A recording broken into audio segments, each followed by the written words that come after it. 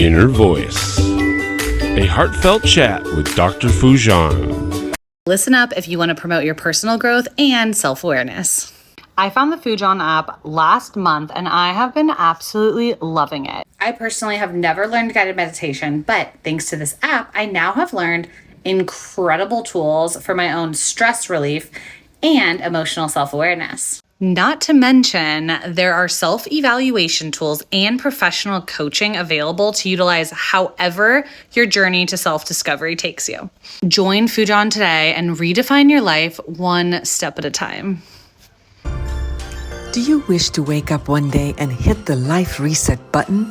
Life Reset, the awareness integration path to create the life you want by Dr.FoojanZeine, helps you navigate crucial life areas, heal the past traumas, and cultivate fulfilling relationships and careers. Life Reset is your guide to a profound journey to reshape your life. Grab your copy on Amazon or Audible now and embark on a path to a more joyous and fulfilled life. Welcome to the Inner Voice, a heartfelt chat podcast. I'm your host, Dr. FoojanZeine, psychotherapist, author, and the creator of the Awareness Integration Theory. I'm so thrilled to have you join us today for what I promise you to be a really insightful discussion, and really, really close to my heart, to my age, and what myself and many of my clients who I talk to go through. So today I will be chatting with Dr.CorinneAuman. She's a trailblazer in the field of aging and the founder of Choice Care Navigators, a company dedicated to helping families navigate the aging process. Corinne is dedicated to fostering personal growth, resilience, and authentic living at every age. With a background in developmental psychology, Corinne's passion lies in reshaping how we perceive older adulthood, a vision she beautifully encapsulates in her groundbreaking book, Teenagers. Yes, Teenagers. You can definitely find her at CorinneAuman.com. We spoke about what the society has been thinking about aging, how we have way aged beyond, 65 or 67 to living an average of 90 years, and how much these years are so different from each other, what it takes from us to plan our next phase of life and the next 30 years, 20, 30 years of our life, what it takes to let go of some of the things that we were doing to our children and caregivers, and what happens with the caregivers and what they go through, as they shift their role from our children to our caretakers. So very insightful, and I hope that you enjoyed it as much as I've enjoyed it. Now, be sure to subscribe to this podcast, my YouTube channel, and connect with me through my website, FoojanZeine.com, or any of my social media platforms. Share your thoughts with me because I love, love, love to hear from you. Be sure to go to Foojan.com or Foojan app. Get the Foojan app. We've got about 31 areas of life where you could really look into and reflect. And we also have Mira, which is an AI chatbot, which answers your questions, all from the awareness integration perspective. Now, without further ado, here's Dr. CorinneAuman. Eliminate stress, reduce anxiety, and decrease depression. Dr. FoojanZeine's Awareness Integration Theory has helped thousands like you get incredible life-changing results. The Foojan app gives you her evidence-based treatment in the palm of your hand. Download today. Intentional Parenting, a practical guide to awareness integration theory, written by Dr. Jafari, Dr. FoojanZeine, and Dr. Manoukian, three experts in human development, is your step-by-step guide to raising a healthy child prepared for a culturally integrated world. You're supported in parenting infants to adolescents using the latest evidence-based scientific research on parenting. Order your copy on Amazon now. It is so nice to have you with us, CorinneAuman, Dr. CorinneAuman. Welcome to the show. Thank you so much for having me. Of course. You have written about aging, your book, Teenager. I love that, by the way. How did you come up with Teenager? So that's quite a story, actually.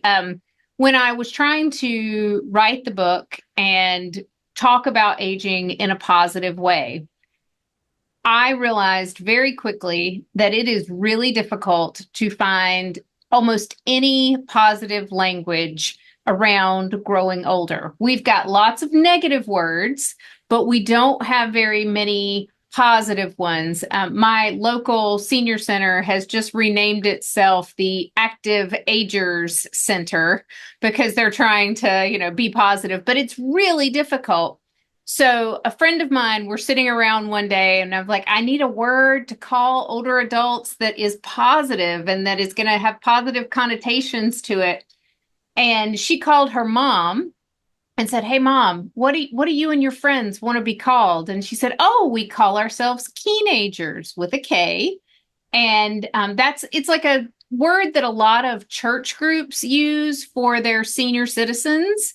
And she loved it. She and her friends loved it. And I thought that's a really great word because keen itself means like you're keen to do things, you're interested in the world, you're keen to be engaged and involved. And in some ways it means cool, right? So the teenagers just had a positive connotation to it that I just don't think we have a lot of associated with growing older. And so that's why I'm using it. It's not something I came up with myself originally, but the terminology is it's not widespread at this point. So in a month, no, in probably less than a month, in about 3 weeks, I will be 63. Mm-hmm.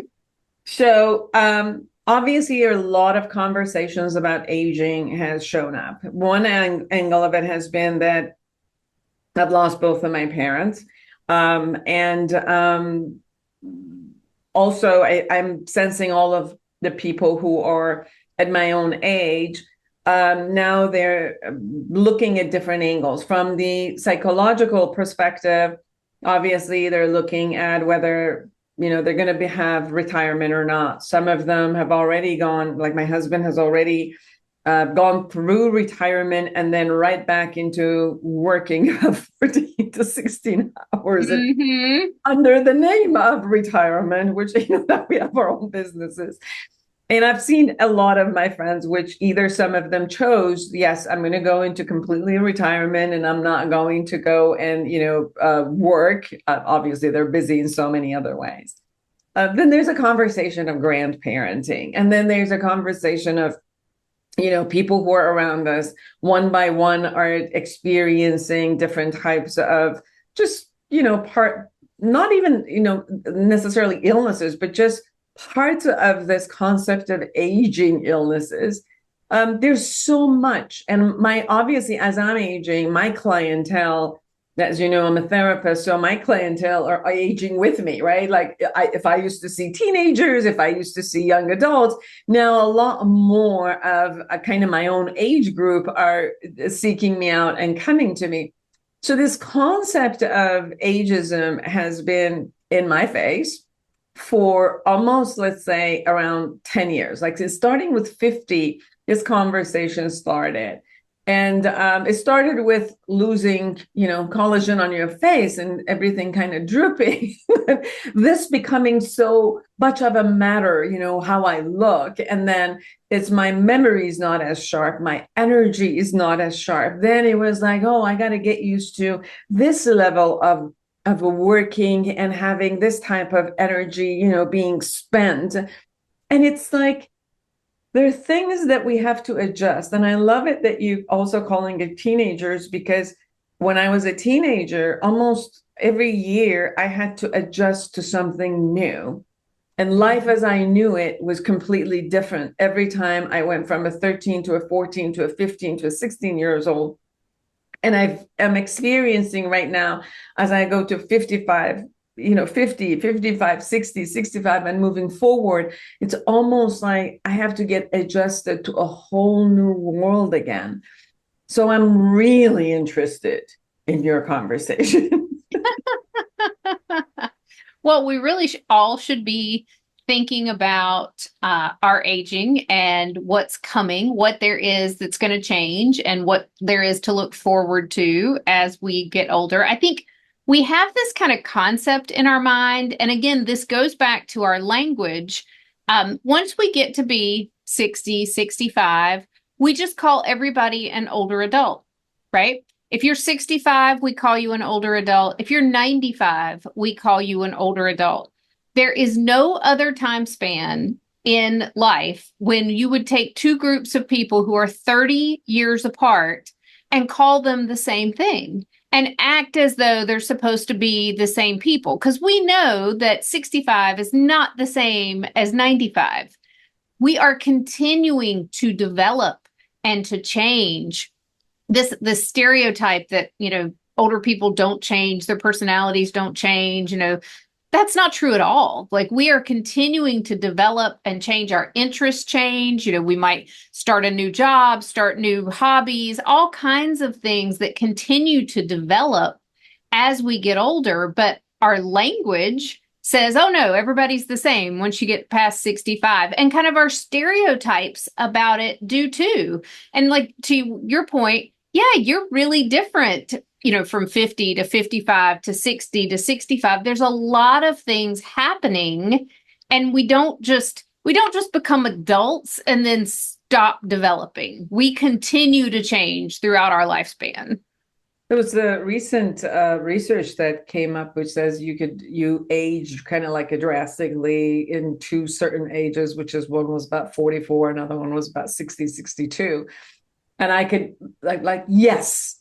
When I woke up one day at 42 and my 20/20 eyesight was completely gone and I had to wear glasses, like one day I just woke up. And I can tell you at 60 and 62, kind of like, this past year, for the first time, I'm experiencing pain in my body that I've never experienced before. And it's an ongoing pain. So it has it has completely shifted the way that I've been with my body, where at one point, I wouldn't even think of it. It was a vehicle to take me places. It was fine. It was doing its job. So come on, let's do it. Now it's like this different level of respect that is like, oh, okay, I hear you. I need to take care of you in a whole different way. And it's interesting where, from a psychological place, I feel the happiest that I've ever been in my life. I feel clear. I feel so like I got it. I got where I need to be, where I need to zoom. I'm not disturbed by many of the other noises. It's very clean. And it's like, okay, I only got 15 more days, 20 more years to do this. I'm just in tune with exactly what I'm doing. And then yet there's a different respect to my body and the love. I've never experienced this type of love that I've created for my body as it goes through pain. It's like, it's okay. I actually caress it. It's such a different experience that I'm having with myself that I've never had before. Mm-hmm. Well, you have an appreciation for your body that you said it earlier, you kind of just took it for granted, and you kind of, you didn't really think that much about it. And now you have an appreciation for it and everything it's doing for you on a day-to-day basis. And you're thinking about it a lot more. The happiness thing that you mentioned is actually, there's research on this in terms of people report being the happiest in their 60s and 70s of any time period in their life. And there's actually the U curve of happiness is what the researchers call it. And so we're pretty happy when we're young adults and, we don't have a lot of responsibilities and things like that. And then we get into midlife when there's a lot of, work and raising children and all the things that go on. And then we get to older adulthood, to those teenager years when our kids are grown and we maybe aren't as busy at work, or we're thinking about retirement, or we're retired. And those are the years that people report the highest levels of happiness, which is directly contradictory to our stereotypes about that, older adults ought to be depressed, right? We somehow think when we're younger that older people ought to be depressed just because they're old, as if that is some sort of, tragedy in and of itself. But no, that is not what the research shows us at all. So I completely validate your experience. That is what most people report, is that they're happiest in that time period. So from a developmental psychologist perspective, what is it that we need in this developmental stage? Like, obviously people are unique in what they need, but, from a perspective of each stage of our life, there are things that any human being and anywhere in the world with any culture still, from that perspective, owns, wants, desires, and has a healthy kind of a behavior set that could be for that specific stage of life. Could you share that with us? So I don't know that it's unique to older adulthood. In fact, I know it's not unique to older adulthood, but I don't think we think about this very clearly when we're younger. You still need purpose or meaningful activity, even in retirement years. Even if nobody wants to work a 40-hour work week until, they're on death's doorstep. So retirement, it can be really good for people. But retirement with no purposeful activity can actually send you downhill in terms of your health, your social well-being. That can kind of send you into a depression. If you retire, most people retire and they have a little honeymoon period where they're so happy that they're not working that 40-hour work week. And then after that honeymoon period, they start to go, well, wait a minute, I may have another 20 years ahead of me. What am I going to do with that time?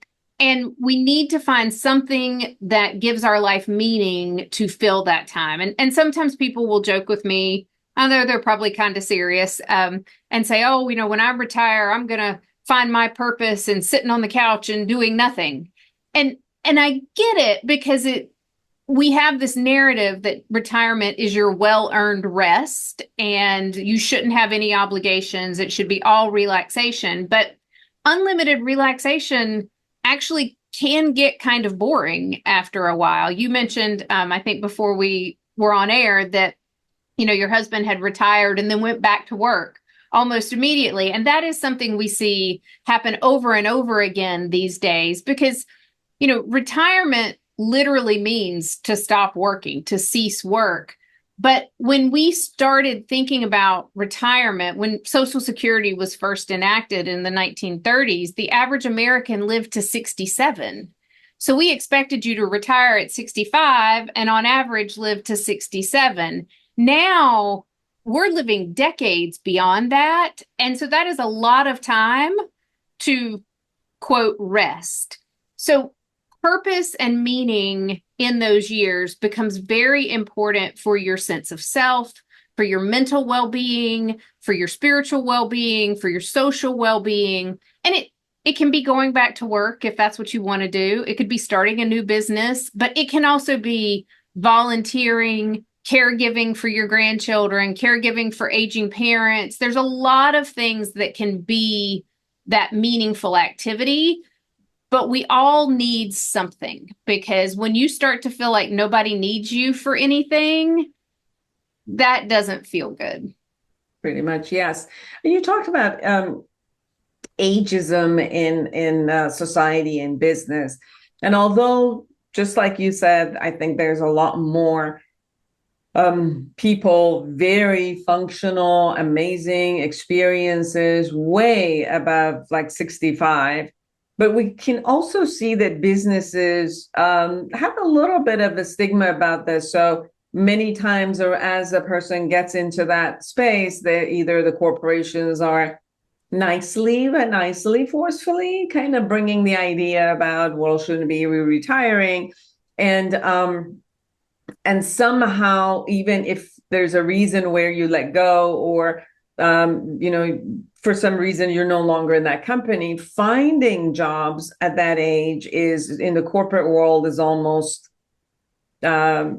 it's not going to happen, because although they say there's not going to be, the HR makes sure that that's not an issue, but it is. Even if you don't put your age, they look at your resume and kind of see, and then somehow you have to feel shame if you want to, if you're sharp and you still have so much energy and you have so much to give to that industry, for some reason, then, you have to feel like you're shamed and you have to lie about your age in order to get somewhere, And that's why I say it's funny with the teenager and young adult, but usually young adults, because they want to get into clubs and they want to grow older, they start lying about their age. They're 18 and they're like, I'm 21.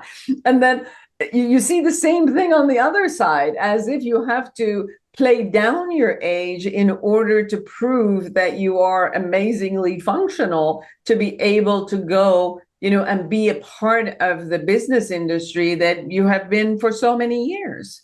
Yeah. Yeah.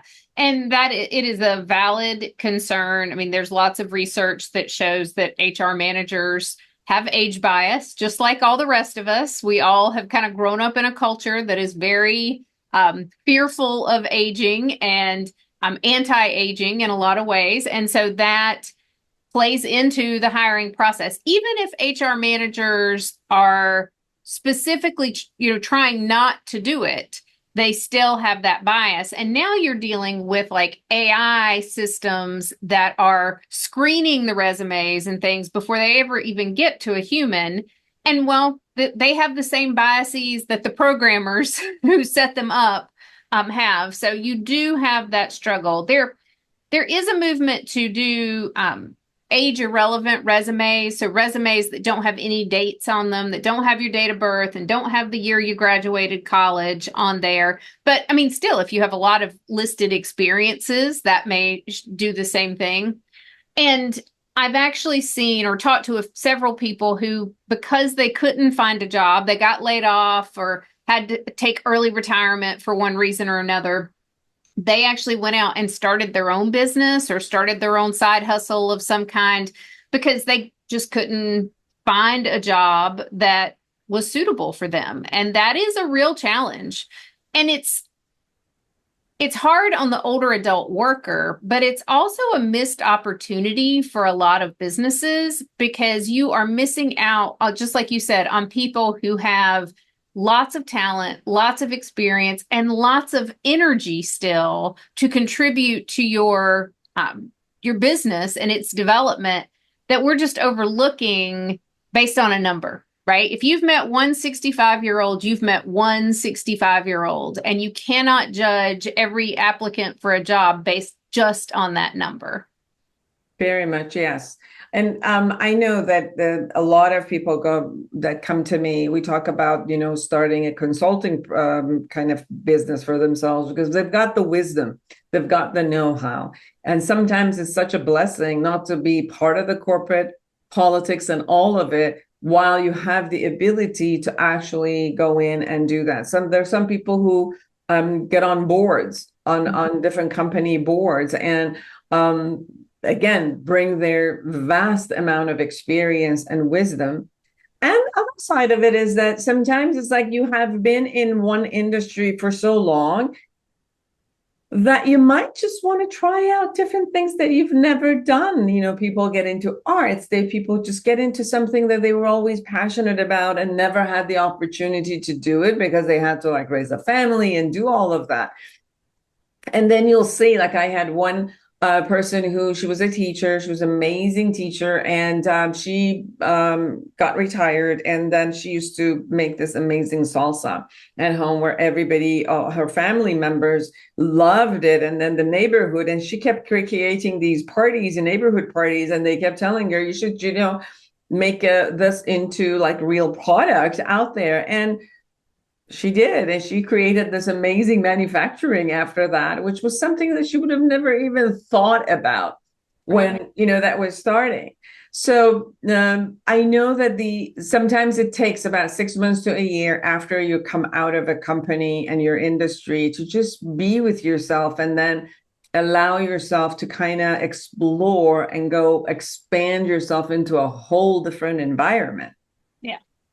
Yeah, absolutely. It does. But there's so much possibility that I think when we're younger, we don't think about, and then when we get to that age, we kind of go, what's the game plan here, right? Is it okay for me to start a new business? Is it okay for me to do this new thing? And because we aren't, I always kind of compare it to when we're getting ready to go to college. Like, we spend so much time like prepping high school students for those 4 years of college. Like, it's this big transition and you're going to go do this thing. We don't do any of that for people as they prepare for retirement and shifting into the retirement years. And I really wish we did. I really wish we kind of sat people down and said, okay, here's what's going to happen. You're going to take 6 months to a year off and, find yourself, kind of like we think about young people doing. And then you're going to go off on this new adventure that can be almost anything you want it to be. What do you want it to be? How can we plan for it? How can we prepare for it? What are your dreams for this next stage? Yes. And I think that's an amazing process and a transition that we can allow ourselves to get to. Another concept that this group and population mostly has also, they've raised their children, but now their parents also needs them. So they go from becoming a caretaker for their children and now switch, then they become a caretaker for their parents. What are your thoughts about that? So my day job is as a care manager. So I run a care management agency, and we help adult children typically figure out how to care for their aging parents. And I have many thoughts on this whole process. We are woefully unprepared to address the issues that come up. Mostly, I'm going to tie it back to our fear of aging. There is so much fear of aging that it keeps families from having honest discussions about, here's what I want as I grow older. Here's the retirement community I would like to live in. Or here's how I am financially planning to pay for home care, or any of those things. Because we are so afraid of growing older, we, as a society, bury our heads in the sand and go, la, la, la, la, la, this aging thing is not going to happen to me. I'm going to grow older, but I'm going to just die warm in my bed and nothing bad is ever going to happen. And we don't talk about it. We don't talk to our adult children. We don't talk to our spouses. We don't plan for our aging. And the consequence of that is that then it goes really poorly, because a typical phone call that I get in that business is, everything was fine. Mom was doing great. She was living on her own until, and then there's been some sort of event, a fall, a heart attack, whatever it is. And now the adult children or the spouse, they're in a total panic because they never talked about it. They don't know mom's finances. They don't know who's going to take care of the house. They don't know what she would want, where she would want to go, or if she would want to be on machines, just all these things that they never talked about because they just pretended like it was never happening. And one of my goals, the book is Teenagers, as we mentioned earlier, but the second title part is telling a new story about aging. And my goal is to get people to think about their older adulthood in a positive way, to look forward to growing older, to look forward to the whole process. Because if we have a positive outlook, those are the families that are calling me way ahead of time. Those are the older adults who are calling me going, we just want to know what our options are. And we just want to know what things are going to cost so we can kind of start to plan financially. And we want to start looking at the retirement communities now because, we don't need it right now, but we know we're probably going to need it in 5-10 years. Those people who are looking ahead, who are looking forward to this process, they're the ones who plan. And they're the ones who talk to their family members. And guess what? Their aging experience is much better because of it. It doesn't mean that they don't have health problems or that things don't go sideways from time to time. But when those things happen, their family is prepared. Their family knows, hey, mom did her healthcare power of attorney. You're in charge of that. I'm in charge of her finances. This is where she said she wanted to get her care, or this is she wants to be at home and this is how we're going to pay for it. They're ready. And so then everybody has a much better experience because of that. And so it's just, I obviously can get on quite a soapbox here about it, because it is just amazing to me the way we say aging is so terrible and it's such a horrible process, but it really is a self-fulfilling prophecy, because it can be terrible and horrible because we don't plan or prepare, and we just kind of sit back and pretend like it's never going to happen, when really it's a positive experience, because the alternative is that we don't age, right? That we just die along the way. So let's look forward to it and let's plan for it so that it can be the best experience you could possibly have, given your circumstances. Well, there's two pieces into this. As you were sharing, it came to me because of my experience a lot with my clients right now, is that there's a difference between, I think that when people think about their parents, there's a wishful thinking that they will always be my parent and I will always be a child. Mm-hmm. So when this role changes, and it doesn't change in one day, that we say, okay, this is my role. I give it to you. Now I'll give you the hat and then you'll give me the hat and we're done. But it's a struggle where I've seen people get angry at their parents for not listening to them while they cannot let go. And I've watched parents who, this is very hard for them. They've been independent. Just the concept of dependency on anyone and their children, it feels devastating to them. I have hours and hours of psychotherapy about the person being afraid of being dependent and going from independency to dependency and having other people making decisions for them while, they have still in a place of they won't. So there's kind of a deterioration phase where the roles have to change.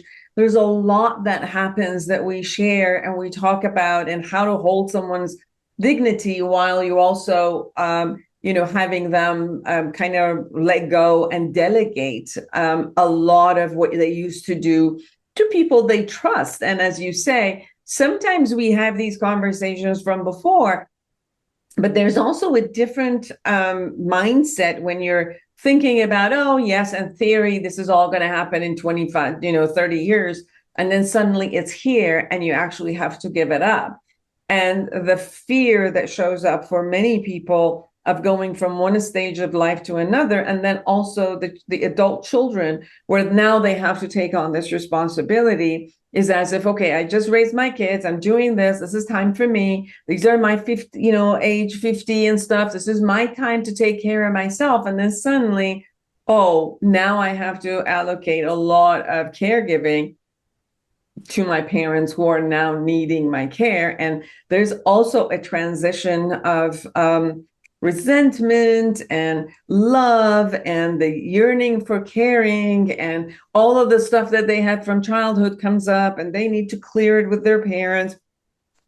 So there's a transition of emotional processing that also happens in this process. Have you had that experience as people are sharing it with you?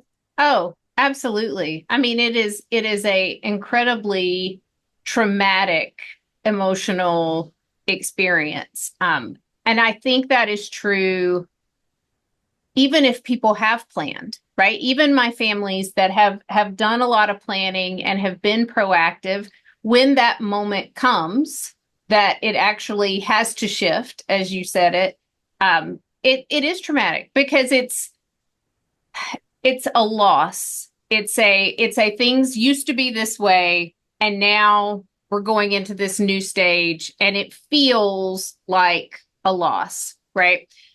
And my point isn't that that's avoidable in any way. But my point is that when we have talked about these things and prepared for them, it feels way better than when nobody has talked about it. And so not in addition to mom is in the hospital and we're really scared and everything, that may be happening there, all the emotions associated with that.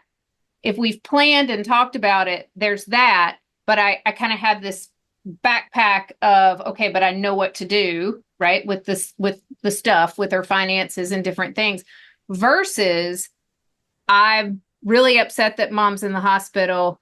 And now I have this complete chaos over here of, we never talked about her finances, and I don't know where anything is in the house, and I don't know what she would want. And that emotional upheaval of, oh my gosh, what am I going to do? Because now I have to figure everything else out about her life, in addition to being upset that she's in the hospital and that, something's gone wrong. It makes it a lot worse because you've added to the stress and the chaos of the situation because we just didn't talk about it, because we kind of, just hoped it would never happen. And that's even fine and dandy if you're the only child. When you get couple siblings in there to fight about it. They fight about the finances and who's going to take care of her and who should be doing that. You have a whole different ball game to go. One more area that has been coming in my face consistently is a new conversation that I think it's newer than before, which has to do with choosing out. And because it's a lot of states in the United States have become legal.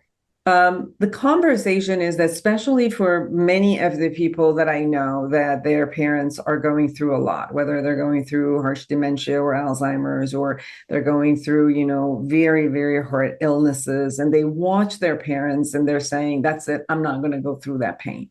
I'm not going to do this. I'm going to actually write down exactly when I am at this stage. I'm going to tell my kids that this is where I am at this stage, and they got to let me go, and I'm going to go, and I'm going to find my 2 doctors, and I'm going to do all of, everything in order for me to have a choice and not go through that. Again, in theory, it's really interesting.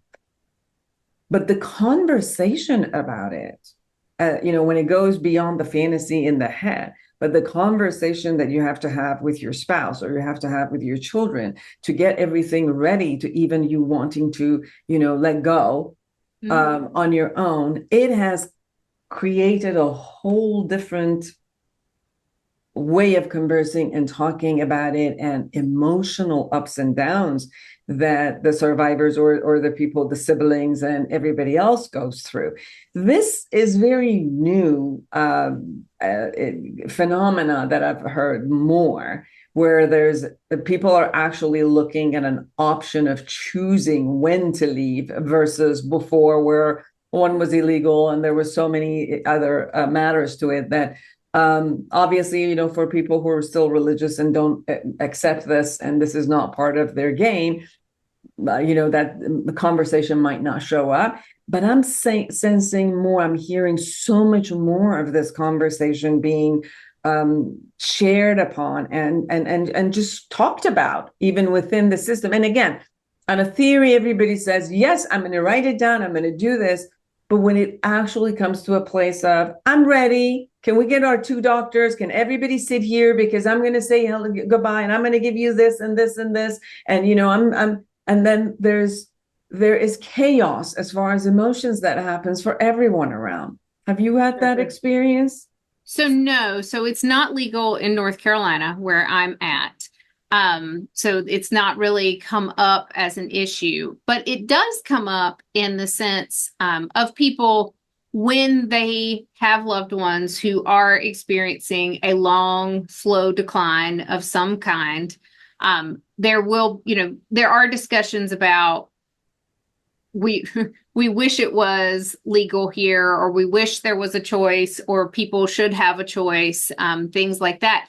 And again, I think that's all very theoretical because, like you said, it's one thing to have a discussion about, our healthcare system can extend our life so much now. We can treat so much and keep you alive. But then the question becomes quality of life. And, what's the quality of that extension? And so I think a lot of people get on board with the idea that you might choose when you want to leave. But then, the actual reality of it is a much harder situation because you've got to, you're telling everyone and you're having these big discussions around it. But it hasn't come up a lot for me simply because it's not legal in North Carolina where I'm at. Everyone, teenagers telling a new story about aging by Dr. CorinneAuman. Corinne, anything we haven't talked about that you really want everybody to know? I just think aging is living. Aging is not something we can avoid.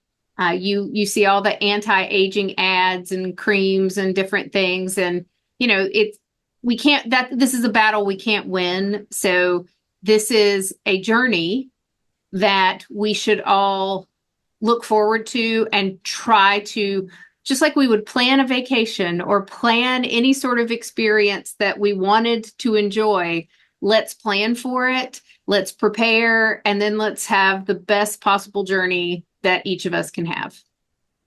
Absolutely. I think that what you said was so amazing when you say, somewhere between 55, 60, 65, all the way to 95, we call it aging. And each one of these decades needs something else from us. Mm-hmm. And to have this opening of just being with whatever shows up for us. And I remember I was talking to a friend of mine who is about 15 years kind of older than me. And as she was going through her aging conversation, she went, she passed through a breast cancer and many, many, many other issues. And then was also taking care of her ill husband and sisters and all of them, and watched them go through this pass away. And I remember one day I was kind of like, complaining about the pain in my body and everything. And she just looked at me and she said, "We're going to go through this. Might as well. Let's just do it gracefully, Foojan." And that stayed in my mind, which is, let's figure out how to do this gracefully. Yeah. And if we do that, we will have done it well. Yes. How could people find you? So my website is my name, CorinneAuman.com. And there you can find links to all my social media as well as the book. Well, it was wonderful to have you on the show. Thank you so much for everything that you shared, because it was really close to my heart and my experience, kind of, let's say, daily. Mm-hmm. Well, we're all doing it. Aging is cool. We're all doing it. Yes. Absolutely. And for all of you who are out there, create an amazing life for yourself and everyone around you. And until next week, bye-bye. Are you a psychotherapist looking to enhance your practice? The Awareness Integration Therapy, developed by Dr.FoojanZeine, is a comprehensive guide to the principle and techniques of this powerful therapeutic approach. Join the growing community who have elevated their practice and expanded their skills by embracing Awareness Integration Therapy and witnessing its life-changing impact. Order your copy on Amazon now.